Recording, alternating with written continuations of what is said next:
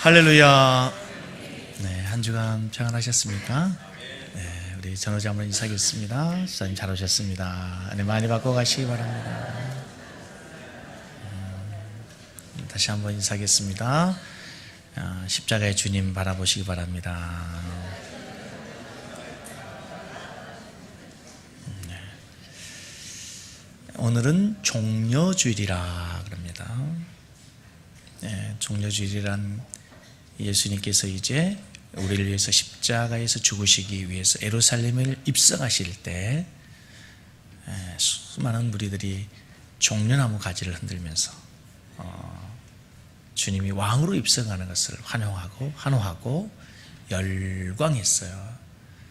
그 종려나무 가지를 흔드는 그 날이라 해서 종려주일이라 합니다.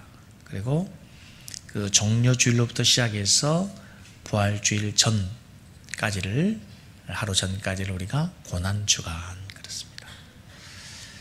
특별히 고난주간이 되면 경건한 그리스도인들, 또 하나님의 은혜를 아는 그리스도인들은 좀 더 경건하게 살려고 애쓰고, 또 그리스도의 고난을 묵상하고 또 고난의 의미를 삶에 되새기며 동참하는 삶을 살려고 노력해 왔습니다. 좋은 신앙의 전통과 유산이 우리 한국교회에도 지금까지 잘 지켜오고 있는 것은 하나님의 큰 은혜라고 믿습니다.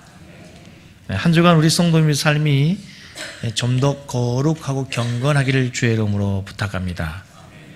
주님께서 우리를 위해서 십자가에 지시고 십자가에서 죽으시기까지 그 하늘의 모든 영광과 하늘의 모든 권세 다 버리고 이 땅에 오셔서 죄인의 모습으로, 종의 모습으로 사시면서 이제 마지막 그 십자가에서 물과 피를 다 쏟기까지 우리를 사랑하여 주신 그 하나님의 사랑을 생각한다면 마땅히 우리의 삶이 더욱더 경건하고 거룩하고 또 그리스도의 고난에 동참하며 은혜 보답하는 삶을 살아야 될 줄로 믿습니다.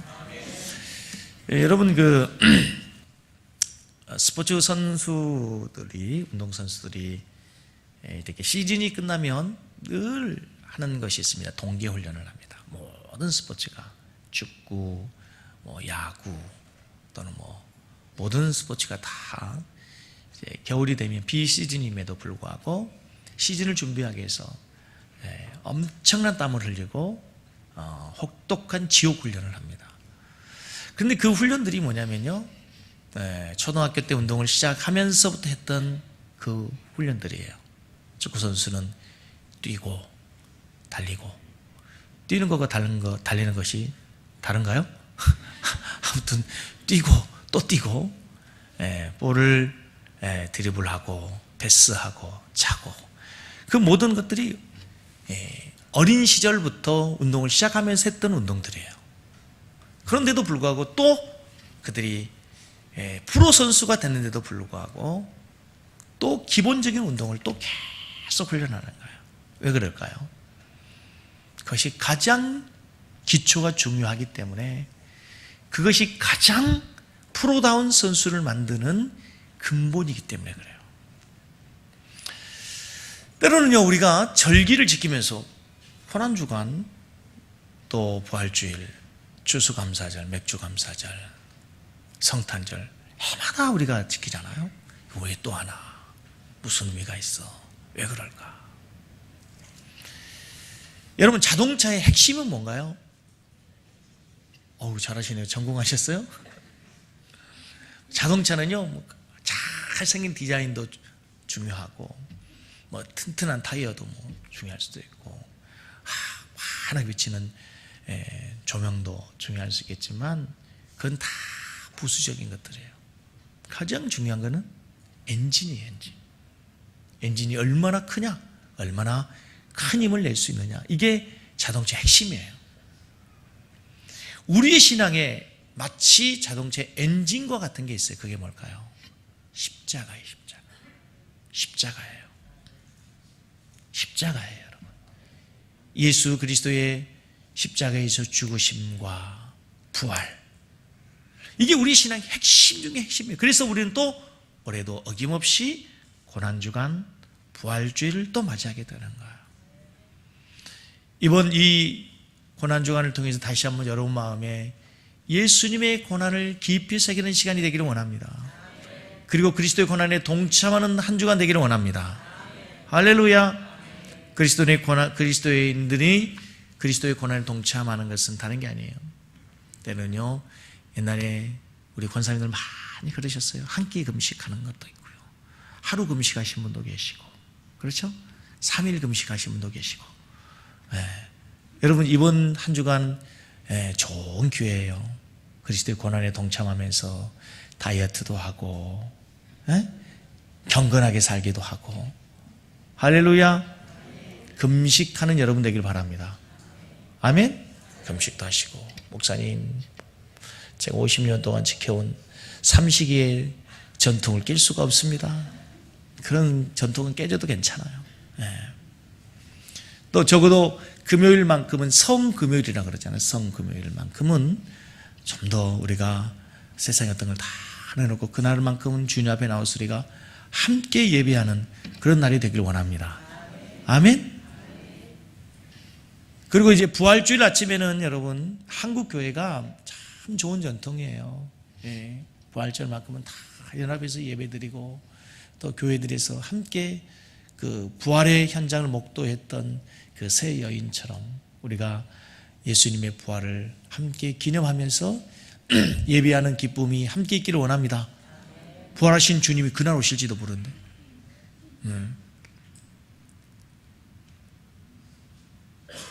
부활주일 새벽에는 오시면서 가능하시면 꼭 의식을 중요하게 여긴 건 아니지만, 또 하얀색이, 순백색이 부활을 상징하니까 하얀색 와이셔츠 있으시면 하얀색 와이셔츠도 입으시고, 또 원피스도 괜찮고요, 블라우스도 괜찮고,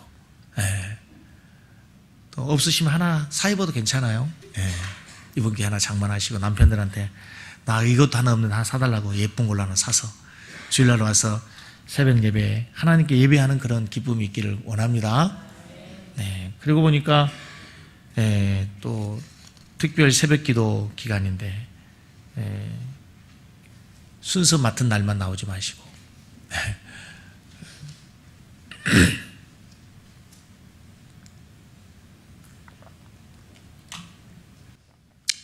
오늘 고난주간 정료주일에 우리에게 주신 말씀은 한번 따라서 하겠습니다. 나 때문에 이 고난주간 누구 때문에? 한 주간은 계속 어떤 일이 있든지 그 왼수 때문이 아니고 나 때문에. 아셨죠? 오늘 핵심이에요, 핵심. 이 한 단어만 기억하고 가시면 돼. 누구 때문에? 목사님 때문에? 장로님 때문에? 그 왼수 때문에? 여기서는 나 때문인데 가면 이제 너 때문에.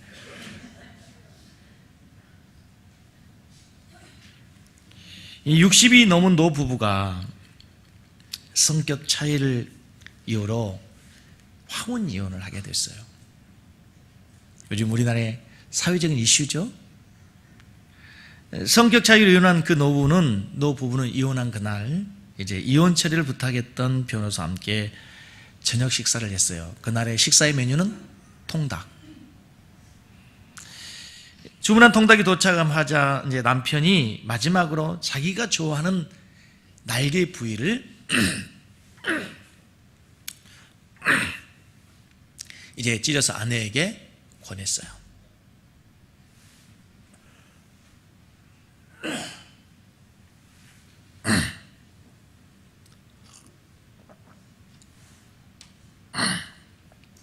죄송합니다.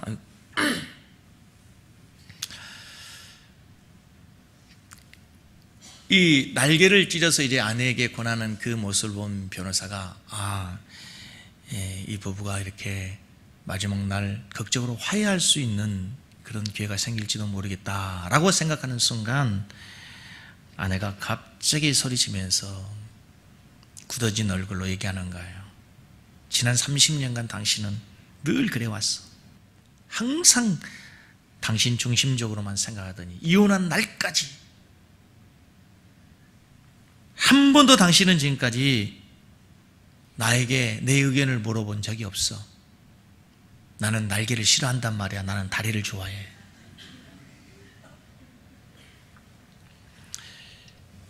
그때 남편이 아내의 반응을 보면서 굉장히 낙심하면서 또 실망하는 표정으로 얘기하는 겁니다.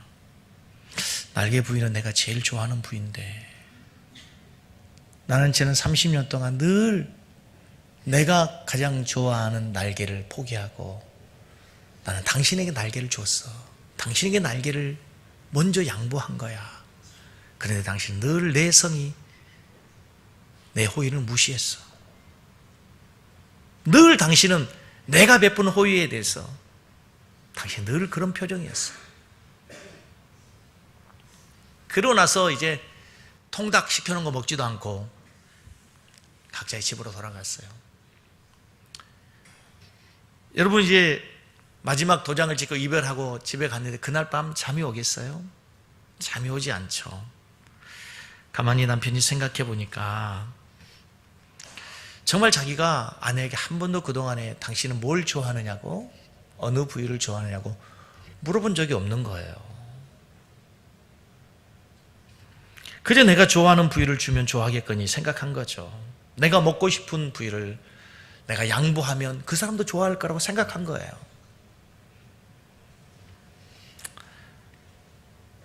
돌이켜보니 미안한 생각이 들고 이렇게 헤어진 마당에 아내에게 사과하고 싶은 생각이 들었어요. 아내에게 전화를 걸었습니다. 핸드폰에 찍힌 남편의 전화번호를 보고 아내는 아직도 화가 풀리지 않는 거예요. 전화를 끊었어요. 다시 남편의 전화번호가 찍힌 벨소리가 울리자 이번에는 아예 어떻게 해요? 배터리를 뺐어요. 다음날 아침 일찍 잠에서 깬 아내가 이런 생각이 들었어요. 그러고 보니 나도 30년 동안 남편이 날개 부위를 좋아한 걸 모른 거예요. 남편이 그동안에 그렇게 좋아하는 날개를 나에게 30년 동안 양보했다는 사실을 자기도 한 번도 모르는 거예요. 같이 살면서 남편이 날개를 좋아하는지 닭다리를 좋아하는지도 자기도 아직도 모르고 있었다고 하는 사실이 남편에게 너무 미안한 거예요. 나를 배려하는 마음에 자기가 좋아하는 닭의 날개를 양보했는데 내가 그런 표정으로 내가 그렇게 대우하니 남편은 또 얼마나 섭섭했을까 미안한 생각이 든 거죠. 사과해야겠다. 이제 마지막 그의 섭섭함은 풀어줘야 되겠다. 전화를 했는데 전화를 받지 않는 거예요. 내가 전화했는데 아직 화가 풀리지 않았나 생각하는 순간 웬 낯선 전화번호가 자기 핸드폰에 찍히는 거예요. 전화를 받았어요. 누구시죠? 네, 아무개입니다. 누구누구를 아시나요? 네, 압니다. 네, 그분이 방금 전 사망하셨습니다. 얼마나 깜짝 놀랐는지 이제 남편이 누워있는 집으로 돌아갔어요. 그리고 남편이 손에 붙잡고 있는 핸드폰을 확인하는 순간 깜짝 놀란 거예요. 남편이 마지막으로 자신에게 보내려고 찍어둔 문자 메시지가 그대로 남아있어요. 여보, 미안해. 여보, 사랑해, 용서해줘. 어떤 감동의 그 글에서 제가 본 그런 글을 여러분들에게 소개한 건데요. 여러분, 이 부부의 문제가 뭡니까? 서로를 사랑해요. 서로를 위한다 그래요. 그런데 뭐가 문제예요? 자기중심적이야. 사랑은 상대방을 배려하고 상대방이 좋아하고 상대방이 기뻐하는 걸 해야 되는데요. 그걸 개의치 않아요. 누구 생각으로 하는 거예요? 내 생각으로. 누구의 기분으로? 내 기분으로 하는 거예요. 내가 좋아하는 닭의 날개를 주면 아내가 좋아할 거로 생각하는 건데 아내는 닭다리를 좋아하는 걸 어떻게 하겠어요? 그런데 여러분, 이 이야기가요, 꼭 이 부부만의 이야기가 아니에요. 꼭 닭의 날개와 다리를 이야기하는 것이 아니라 우리들의 삶에 살아가는 삶의 모습들이 다 그래요. 내가 상대방을 사랑해요. 상대방을 배려해요. 그런데 누구 중심이에요? 나 중심적일 때가 얼마나 많은지 몰라요. 세상의 모든 문제는 여기서부터 시작하는 거예요. 나 때문에 여기서부터 문제를 보는 것이 아니고요. 모두 다 너 때문이라고 그래요. 당신 때문에, 너 때문에 이 모든 것이 문제가 된다고. 이것이 죄악의 본성이에요. 죄악의 본성. 누가 흰색 옷을 입고 있어요. 그런데 그것을 바라보는 내가 붉은색 옷을 입고 왔다고 꾸중을 해요. 알고 봤더니 자기가 붉은색 선글라스를 끼고 있는 거예요. 문제는 자기에게 있어요. 그래 늘 상대방에게, 당신에게, 너에게 문제가 있다고 생각하는 거예요. 그게 모든 문제의 출발이라는 거예요. 심지어는요, 그런다면서요. 사람들이 술 먹고 담배 피우는 사람에게 그거 끊으라고, 왜 그거 하냐고 그러면 그런다면서요. 내가 당신 때문에 열불 나서 술을 먹는다고.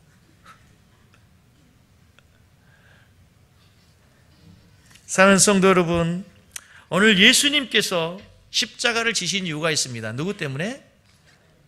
나 때문에. 그런데 오늘 본문 4절을 보세요. 오늘 본문 4절을 보면은요, 예수님께서 우리를 위해 십자가에서 죽으시고 고난을 당하시는데도 불구하고 그는 실로 우리의 질고를 지고 우리의 슬픔을 당하였거늘 우리는 생각하기를 뭐라고 생각해요? 그는 징벌을 받아서 하나님께 맞으며 고난을 당한다 하였도다. 사실은 예수님께서 십자가에서 고난을 당하신 것은 우리를 위해서 질고를 지고 우리의 슬픔을 당하는 것인데, 우리는 생각하기를 뭐라고 하냐면 그는 그의 징벌을 받은 것이야, 그의 죄값을 치르는 것이야, 그의 죄를 가지고 그런 징계를 받은 것이라고 사람들이 생각한다는 거예요. 여러분, 예수님 십자가에 달리실 때 생각해 보세요. 지나가던 사람들이 예수님을 비웃듯이 조롱합니다. 성전을 헐고 사흘 만에 짓는 자여, 내가 하나님의 아들이거든 한번 내려봐라. 내가 그러고도 하나님의 아들이냐? 예수님께서 그때 십자가에서 얼마든지 내려올 수 있어요. 보란듯이 자신이 가지고 있는 그 권세를 가지고 얼마든지 예수님은 그 고난의 자리, 수치의 자리를 피하실 수 있음에도 불구하고 주님은 그 고통을 참으신 거예요. 왜? 나를 위해서, 우리를 위해서, 나의 죄를 사하기 위해서, 우리를 구원하기 위해서 주님 마지막까지 고통을 참으신 줄로 믿습니다. 오늘 이 본문은 이사야서 53장은 지금으로부터 한 2700년 전, 2800년 전 이사야 선지자가 예수님의 고난당하실 것을 미리 예언한 유명한 구절이에요. 고난당하신 메시아의 종, 고난당하신 메시아, 고난당하신 그리스도를 미리서 예언하고 노래하는 유명한 구약의 최고의 예수님의 고난을 표현한 유명한 구절이에요.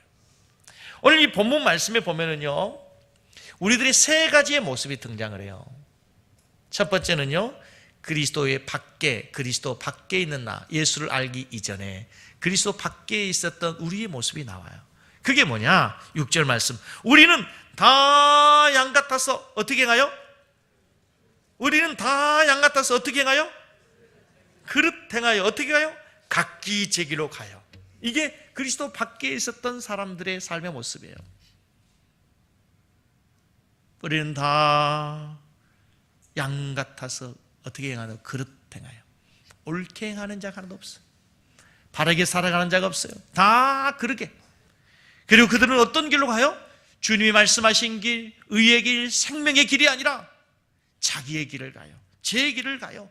자기의 본능의 삶을 따라서, 쾌락의 삶을 따라서, 순간적인 기분에 따라서, 세상의 가치관에 따라서 다 제 길을 가는 거예요. 마치 사사시대의 사람들이 자기 속인에 오른 것처럼 행했던 그 시대의 삶을 이 시대의 사람들이 살아가고 있단 말이에요. 그게 바로 그리스도 밖에 있는, 아직 그리스도를 알지 못하는 세상 사람들의 삶의 모습이에요. 그들의 삶의 모든 삶의 모습은 결론적으로 다 죄 아래 살아가는 죄인의 모습이에요. 근데 많은 사람들은요, 자신이 죄인이라는 걸 몰라요. 자기가 그릇 행하고 있다는 것을 몰라요. 자기가 가는 그 길이 생명의 길이 아니라 사망의 길이라는 사실을 모른다는 데 문제가 있어요. 여러분, 요한복음 8장에 가늠하다가 현장에 잡힌 여인을 데리고 예수님에게 바리새인과 서기관들이 그 여인을 끌고 옵니다. 예수님을 시험하죠. 이 여인을 어떻게 해야 됩니까? 그때 예수님이 기가 막힌 말씀을 하시죠. 땅바닥에 주님께서 뭐라고 쓰시고 난 다음에 너희 중에 죄 없는 자가 돌로 쳐라. 그때 그들의 반응이 뭡니까? 그들이 다 들고 있었던 돌들을 내려놓고 그들이 의문에 차서 혈기왕성한 모습으로 그 여인을 향해서 분노를 쏟아놓으려던 그들이 다 뒷걸음치면서 슬금슬금 다 도망가고 말았어요. 무슨 말이에요? 다 자기들이 죄인이라는 것을 인정하게 됐다는 거예요. 여러분, 바리새인들 서기관들이 어떤 사람들입니까? 철저하게 율법을 지키고 철저하게 말씀대로 살고 철저하게 하나님의 뜻대로 산다고 생각하는 의인 중에 의인이라고 생각했던 사람들이 그들이에요.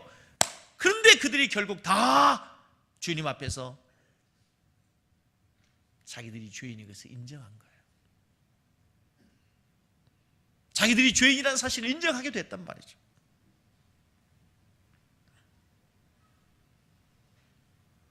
그렇다면 이 시대에 살아가는 사람들은 어떻습니까, 여러분? 안타까운 것은 자기들이 그릇 행하고 있다는 사실을 모른다는 거예요. 인정하지 않는 거예요. 자기들이 가는 그 길이 사망의 길이라는 사실을 알지 못한다고 하는 것이 더 큰 문제예요.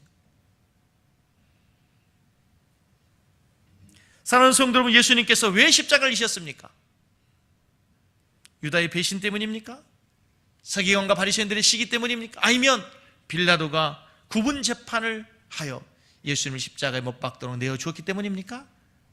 아닙니다, 여러분. 누구 때문에? 나 때문에 주님께서 그 길을 주님께서 의지적으로 걸어가신 거예요. 주님께서. 여러분, 잘 아는 이야기죠, 여러분. 많이 알고 있는 이야기지만 참 우리에게 주는 의미가 깊어요. 어느 며느리가 그렇게 시어머니의 구원을 위해서 눈물로 기도하는 가운데 드디어 시어머니가 이제 세례분답을 받게 되는 거예요. 세례분답 전날 며느리가 어머니를 교육한 거죠. 어머니, 내일 목사님께서 세례 받으시기 전에 예수님이 누구 죄 때문에 죽었냐고 물으시면 꼭 큰 소리로 말씀하셔야 돼요. 내 죄 때문에 돌아가셨다고. 아셨죠? 어머니, 예수님은 내 죄 때문에 돌아가신 거예요? 그 다음날 예수님께 이제 세례 받으실 때 진짜 예수님께서 목사님께서 질문하시는 거예요. 우리 인생의 가장 중요한 질문 하나 드리겠습니다. 예수님이 누구 죄 때문에 돌아가셨습니까? 누구 죄 때문에? 다 자기 죄 때문에 안 하잖아. 다 자기 죄 때문에 안 하고 누구 죄 때문에 지금? 다 며느리 죄 때문이야. 다시 물어요. 예수님이 누구 죄 때문에 돌아가셨어요? 내 죄 때문에 돌아가신 거예요. 내 죄 때문에. 근데 우리 며느리 때문에, 우리 시어머니 때문에, 그 왼수 때문에 다 그 며느리와 똑같이 그 시어머니와 똑같이 얘기한단 말이에요. 이 시대에 살아가는 사람들.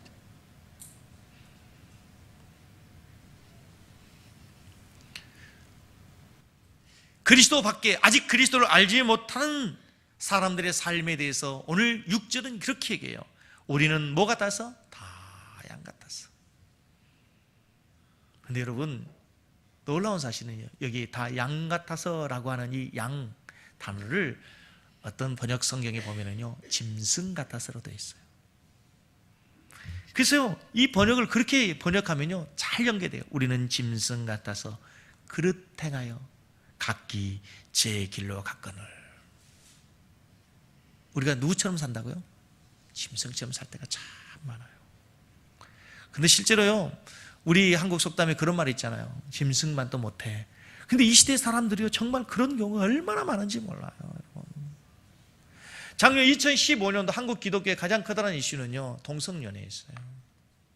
이건 생각해보면 참 기가 막힌 일이에요. 여러분, 우리 그리스도인이 이런 부분에 대해서 굉장히 경각심을 가져야 돼요. 여러분, 창조의 질서 가운데 가장 기본이 뭡니까?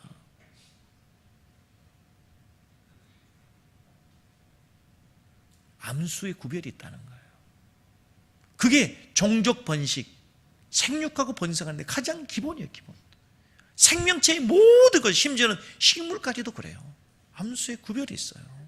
이 법칙이 깨지면요, 종족이 보존될 수가 없어요. 번식할 수 없어요. 그냥 스스로 멸망인 거예요, 멸망. 그런데요, 어떤 짐승도 그런 경우가 없어요. 어떤 짐승도. 근데 유일하게요, 가장 고상하다 얘기하고요, 양심적이라고, 상식적이라고, 이성적이라고 얘기하는 인간만큼요, 인간이 그 법칙을 거스려요. 암수 구별이 없다는 거예요. 남녀 구별이 없다는 거예요. 남자끼리 여자끼리 좋아하는 사람끼리 살겠다는 거예요. 부부가 되겠다는. 더 이상한 건 뭔지 아세요? 법을 만들고 제정하고 판단하는 그 최고의 학문의 사람들이요, 그게 옳다는 거예요, 여러분. 네? 그게 후진국 아주 못 사는 나라들이 아니고요, 잘 사는 나라들일수록 더 그렇다는 거예요. 얼마나 이게 아이러니입니까, 여러분? 네? 저는 어제 성경을 묵상하고 설교를 준비하면서 다 양 같아서 짐승 같아서 이 말을 보면서요, 짐승만도 못하다, 이 시대 사람들이. 그 말이 얼마나 가슴이 와닿는지 몰라. 여러분, 요즘에 계속해서 나온 뉴스 가운데 하나가 뭐냐면요, 부모가 자식을 살해하는 얘기들이에요. 오늘도 또 그 인터넷 또 떴더라고요. 여러분, 이런 일들이 얼마나 그동안에 많이 있었겠어요. 그러나 이슈가 되지 않고 뉴스되지 않았을 뿐이죠. 요즘에 이슈가 되고 그게 드러날 뿐이에요. 에? 여러분, 자기 새끼가, 자기 자식이 부족해서 대소변을 못 가려요. 어떻게 해야 돼요? 정상적이라면 가슴이 메어지고 더 불쌍하고 더 보호하고 더 소중히 아껴주고, 그게 부모 애비예요. 그런데요, 화장실에 가둬요. 찬물을 끼얹어요. 락스를 뿌려요. 그래 죽어요. 얼마나 많은 일들이 있습니까, 여러분? 응? 그 이제 겨우 걸음하는 아이가. 동물들 보면요, 그렇게 온순하고 힘이 없어 보이는 이런 동물들도요, 가장 화가 날 때, 가장 무서울 때가 있어요. 뭐예요? 새끼가 위험을 당할 때예요. 새끼가 위험을 당할 때. 여러분, 그 암탉, 그냥 개들이, 고양이가 사람이 가면 다 도망가. 그런데 자기의 새끼가 위험을 참으면요, 그게 볕을 세우고 기칠 세우고요, 들고 달려드는 거예요. 새끼를 보호하기 위해서 생명을 걸고 달려들어요. 새끼를 죽이는 동물은 없어요. 새끼를 죽이는 동물은 없는 거예요. 유독 인간이 요즘에 그래요. 얼마나 인간이 인간답지 못하게 살아갈 때가 얼마나 많습니까? 그런데 문제는요, 자기 자신 죄인이라는 걸 모른다는 거예요.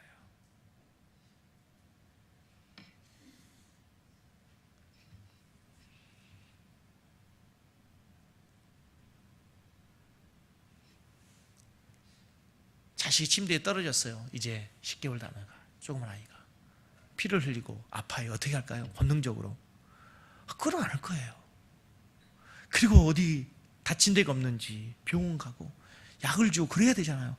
몇 시간 동안 방치했다는 거 아닙니까? 도대체 있을 수 없는 일들이 일어나고 있는 거죠. 그게 바로 하나님을 떠난 인간들의 모습이에요. 두 번째, 오늘 본문 말씀이에요. 나를 위해 고난 당하신 예수님, 예수님 안에 있는 나예요. 나를 위해 고난 당하신 예수님. 오늘 5절 보세요. 5절을 같이 보겠습니다. 그가 찔림은 우리의 허물 때문이요, 그가 상함은 우리의 죄악 때문이라. 그가 징계를 받음으로 우리는 평화를 누리고 그가 채찍에 맞음으로 우리는 나오라. 여기서 그라는 단어는 누구입니까, 여러분? 예수 그리스도예요. 예수님. 그라는 단어에 예수님을, 그리고 우리라는 단어에 내 이름을 넣으면 딱 맞아요. 다시 한번 같이 그렇게 읽겠습니다. 예수님이 찔림은 종수 허물 때문이요, 예수님이 상함은 종수의 죄악 때문이라. 예수님이 징계를 받음으로 종수가 평화를 누리고 예수님이 채찍에 맞음으로 종수는 나음을 받았더라. 그리스도 안에서, 예수 안에서 우리 이 사실을 깨닫게 되는 거예요.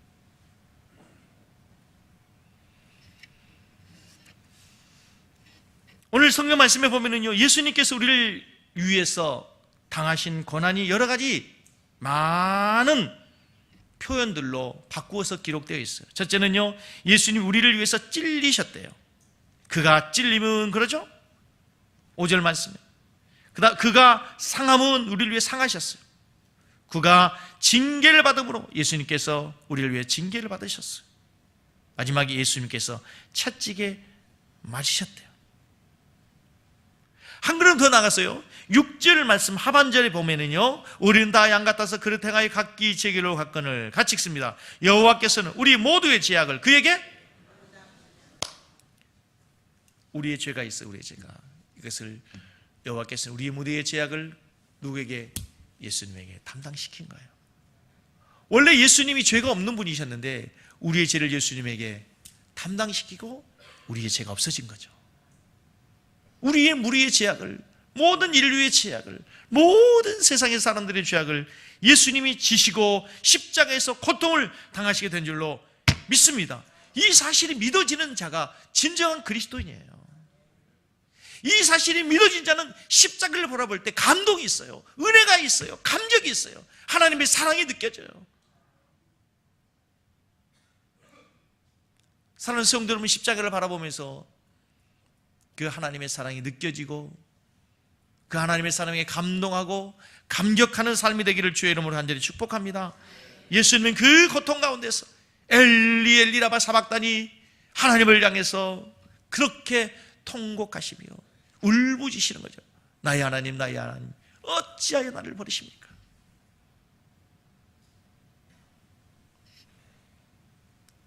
예수님께서 십자가에서 당하신 고난은 이제 세 가지 고난이 있다 그러잖아요. 첫째는 엘리 엘리 라마 사박다니 하는 순간은 성부 하나님과 성자 예수님이 분리된 거예요. 분리된 거예요. 삼위일체 되신 하나님께서. 역사에서 한 번도 그런 적이 없는데, 그래서 영적인 고통이 있어요. 성부 하나님과의 분리. 하나님 아버지는 성자 예수님 그분께서 그렇게 부르짖고 고통스러운 순간에도 외면해야만 되는 아픔, 영적인 아픔이 있었어요. 두 번째는요, 정신적인 고통이죠. 정신적인 고통. 침뱉음을 당하고, 그렇죠? 무엇보다도 예수님의 모든 옷을 다 벗기고 수치스럽게 조롱할 때 얼마나 예수님께 정신적으로 고통을 당하셨겠어요. 또 예수님의 제자들로부터 배신. 마지막은요, 이 육체적인 고난이에요. 그 육체적인 고통이 뭐냐요? 머리는 가시관을 쓰고 허리는 창을 받으시고, 이 손목에 주님께서 못이 밖에서 이 6주간 체중 육체를 견뎌야만 되는 이 고통이 얼마나 크셨겠어요. 여러분 혹시 어린 시절에 이렇게 가시에 찔려본 적이 있으시나요? 손톱 밑에, 손에. 그 하나만 찔려도 얼마나 아파요. 얼마나 힘들어요. 제가 몇 년 전에 이 손톱 밑이 자꾸 손톱하고 이 살하고 이렇게 분리되고 이게 딱딱해지고 자꾸 이게 점점 불편해지더라고요. 병원에 갔더니 이게 손톱 사막이라는 거예요. 손톱 사막이. 이걸 어떻게 치료합니까? 했더니 약으로는 안 되고요. 이게 냉동 치료를 해야 돼요. 냉동 치료를. 그 냉동 치료를 하는데 이 손가락 끝을 이렇게 그 차가운 그 에어로 해가지고 특수 이제 가스겠죠. 그걸로 해가지고 이걸 얼리는 거예요. 얼리는 거. 얼마나 아프던지요. 한 5개 손가락 중에 여기 3개, 2개를 그 치료를 하고 차를 타고 운전을 하고 오는데요. 신기한 경험을 했어요. 그저 손가락을 이렇게 냉정 치료했을 뿐인데요. 온몸에 힘이 빠진 온몸에 계단 올라갈 수가 없어요. 손가락에 겨우 그 치료를 했을 뿐인데 주님께서 당하신 고난을 생각해 보면서요, 말씀을 준비하는, 그 손가락 조금 치료해도 그렇게 고통스럽고 온몸에 힘이 빠지는데 주님 얼마나 고통스러우셨을까.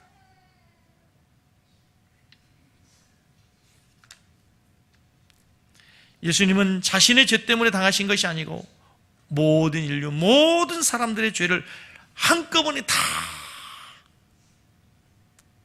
담당하시고 십자가에서 이제 마지막 우리 인간의 구원을 위해서 고난을 당하신 줄로 믿습니다. 이제 마지막에 여러분, 그럼 예수님은 왜 그렇게 십자가에서 고통을 당하신 거예요? 고난의 결과가 5절 나와 있어. 5절. 5절을 보세요. 같이 보겠습니다. 그가 찔림은 우리의 허물 때문이요 그가 상함은 우리 죄악 때문이라. 그가 징계를 받음으로 우리는 다시 그가 징계를 받음으로 우리는 평안을 누리고 그가 채찍에 맞음으로 우리는 중요한 것은 우리가 주님의 징계를 받으심으로 해서 뭘 누려요? 이제 평화를 누리게 된다. 여러분 이 말을 바꾸면요, 저 좀 보세요. 예수님이 고난을 당하시기 전에 우리에게는 뭐가 없다는 거예요? 평화가 없었어요. 주님이 징계를 받으시고 고난을 받으셨기 때문에 이제 우리가 평화가 주어지겠다면 그 이전의 인생들의 삶은 진정한 평화가 없어요. 여러분 생각해 보십시오. 아담과 하와가 에덴 동산에 삽니다. 얼마나 풍요롭습니까? 얼마나 안전합니까? 에덴 동산은 부족한 것이 없었어요. 모든 게 다 완벽했어요. 풍요로웠어요. 그런데 갑자기 그들이 하나님을 떠났어요. 말씀을 버리고 하나님을 떠나고 그들에게 온 결과가 뭐예요? 갑자기 두려움이 왔어요. 두려움. 숨잖아요. 그동안에 수치스러운 것이 없었어요. 부끄러움이 없었어요. 그런데 갑자기 부끄러워요. 그래서 하체를 가려요. 하나님을 떠난 인생들의 단적인 모습을 보여주는 거예요. 두려워요. 수치스러워요. 부족해요. 평화가 없는 거예요. 그게 하나님을 떠난 인생들의 모습이에요. 그러나 여러분 이제 예수님께서 태어나시던 밤 천사들이 예수님의 탄생을 노래하면서 하늘에는 영광이요 땅에서는 기뻐하심을 입은 사람들 중에 뭐다? 주님이 탄생하는 순간 인간의 평화가 시작되고 이제 주님께서 고난을 당하심으로 진정 우리에게 평화가 주어지게 된 줄로 믿습니다. 그런데 여러분 성경을 보면요, 이 평화라는 단어가 뭐로 바뀔 때가 많냐면요, 평강이라는 단어와 더불어 화목이라는 단어로 바뀔 때가 많아요. 우리는 평화를 어디에서 와요? 어디서 온다고 생각해요? 물질에서 온다고 생각해요. 소유에서 온다고 생각해요. 그런데 그렇지 않아요. 여러분 얼마나 이 시대 사람들이 많은 풍요를 누리고 삽니까? 그런데 평화롭지 못해요. 왜 그래요? 관계가 깨어지니까. 많은 재벌가들을 보십시오. 그 정도 가시면 행복해야 될 것 같잖아요. 그죠? 그분들이 가지고 있는 재산은 숫자에 불과한 분들이 많잖아요. 평생 써도 못 쓰는 것들이니까. 자기들이 재산이 얼마만큼인지도 모르는 사람들이 많을 거예요. 그런데도 그것 때문에 행복하지 않아요. 근데 거기 이유를 다 보면 뭐예요? 관계가 깨진 거예요. 화목하지 못하는 거예요. SK그룹의 그 사모님이 행복하다고 얘기하겠어요? 얼마나 고독하겠습니까? 언론에서 그렇게 떠들어대고 그럴 때 얼마나 수치스럽겠어요? 얼마나 부끄럽겠어요? 왜 그래요? 뭐 때문에 그래요? 소유는 많지만 화목하지 못하기 때문에 그래요. 한 사람의 예를 든 것이 아니고요, 우리가 하나님과 원수된 거예요. 하나님을 떠났을 때, 하나님을 배신했을 때, 주의 말씀을 범하였을 때 우리는 하나님을 떠나고 하나님과 원수가 된 거예요. 그래서 우리에게 뭐가 없어요? 평화가 없었던 거예요. 그래서 예수님께서 십자가에 우리에게 화목제물이 되어주심으로 해서 하나님과 화목하게 된 줄로 믿습니다. 하나님과의 관계가 회복된 줄로 믿습니다. 그래야 우리에게 주어진 게 하나님 앞에 평화예요. 여러분 꼭 기억해 하셔야 되는 게, 이제 우리가 하나님의 마음대로 나아갈 수 있는 거, 이거 놀라운 주님의 축복인 줄로 믿습니다. 주님께 나가서 예배하고 찬송하고 주님의 이름으로 기도할 수 있는 거, 이거 아무나 할 수 있는 게 아니었어요. 예수님 오시기 전에는 우리가 아무나 그 일을 감당할 수 있는 자들이 아니었다고 하는 것이. 그러나 이제 주님께서 십자가에 죽으시면 우리가 주님 앞에 우리가 나가요. 담대하게, 당당하게. 할렐루야. 저는 우리 섬기는 성도님이 한 주간 이 은혜를 누리기를 바랍니다. 주님께서 그렇게 고통을 받으신 이유가 뭐라는 거예요? 하나님과 화목되어서 우리가 그분에게 나가서 기도하고 찬송하고 예배하고 또 하나님께서 우리에게 주신 말씀, 우리의 심령이 힘을 얻고, 할렐루야, 그런 삶을 살 수 있도록 주님께서 고난당하신 줄로 믿습니다.